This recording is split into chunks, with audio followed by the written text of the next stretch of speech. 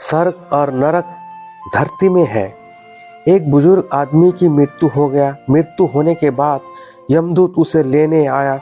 बुजुर्ग आदमी ने यमदूत से पूछा, आप मुझे नरक ले जाएंगे या स्वर्ग? यमदूत बोले, दोनों में से कहीं भी नहीं। तुमने इस जन्म में बहुत ही अच्छे धर्म कर्म किए हैं, इसलिए मैं तुम्हें सीधे प्रभु के धाम लेकर जाऊंगा। बुजुर्ग आदमी खुश हो गया और बोला, बहुत बहुत धन्यवाद, मगर मेरी आपसे एक प्रार्थना है। मैंने यहाँ धरती पर बहुत लोगों से स्वर्ग नरक के बारे में सुना है। मेरे मन में इच्छा है, एक बार इन दोनों जगह को देखना चाहता हूँ। यमदूत बोला, तुमने अच्छे कर्म किए हैं, इसलिए मैं तुम्हारा ये इच्छा पूरा करता हूँ। चलो अब हम निकलते हैं। स्वर्ग और नरक के रास्ते से होते हुए प्रभु के धाम दोनों चल पड़े। सबसे पहले नरक पहुँचे। नरक में बुजुर्ग आदमी को जोर जोर से लोगों के रोने की आवाज़ सुनाई दी।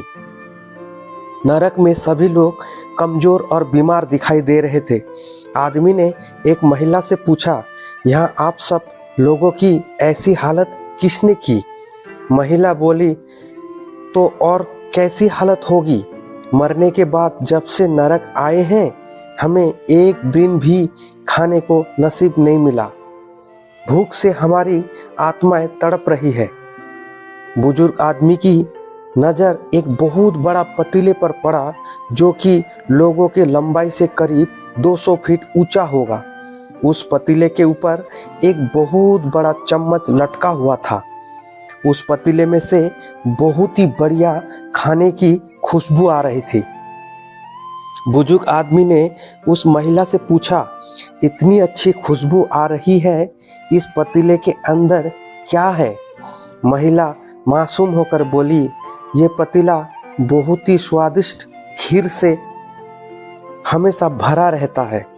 बुजुर्ग आदमी ने हैरानी से पूछा, इस पतीले में खीर है तो आप लोग पेट भर के खीर क्यों नहीं खाते?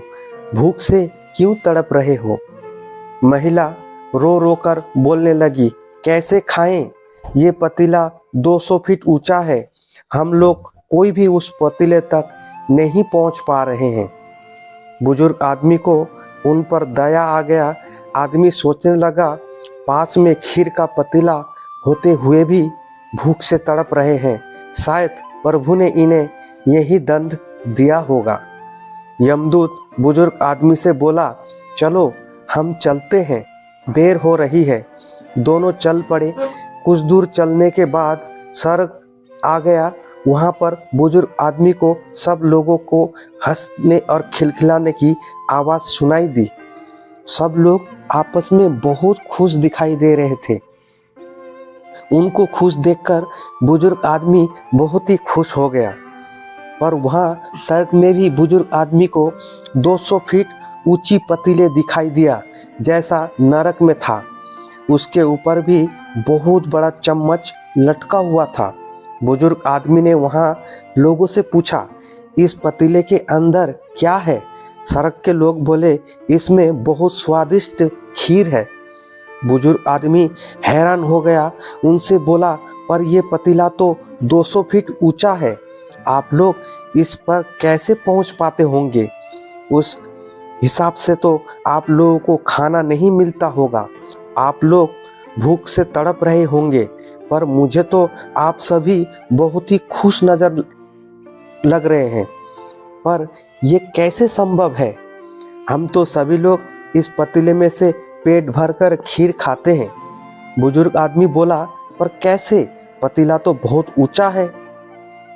लोग बोले, तो क्या हो गया? पतीला ऊंचा है तो यहाँ पर तो बहुत बड़े बड़े पेड़ हैं। भगवान ने ये पेड़ पौधे, नदी, झरने हम मनुष्य के लिए तो बनाए हैं। हम इन पेड़ों की लकड़ी से उसको काटा, फिर लकड़ियों के टुकड़ों को जोड़ के बहुत बड़ा सीढ़ी तैयार किया। उस लकड़ी की सीढ़ी के सहारे हम उस पतीले तक पहुंचते हैं और सब लोग मिलकर खीर का आनंद लेते हैं। बुजुर्ग आदमी यमदूत की तरफ देखने लगा। यमदूत मुस्कुराए और बोले, ईश्वर ने स्वर्ग और नरक मनुष्य के हाथों में ही सौंप रखा है। चाहे तो अपने लिए नरक बना लो, चाहे तो अपने लिए स्वर्ग। भगवान सबके एक समान हालातों में डाला है। भगवान के लिए सभी बच्चे एक समान है, वो किसी से भी भेदभाव नहीं करते।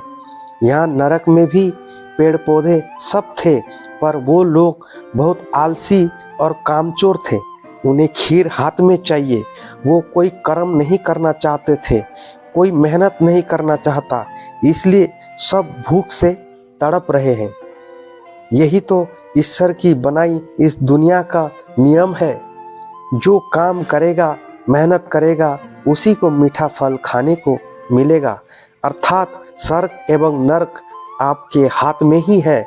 मेहनत करें, अच्छे कर्म करें और अपने जीवन को स्वर्ग बनाएं।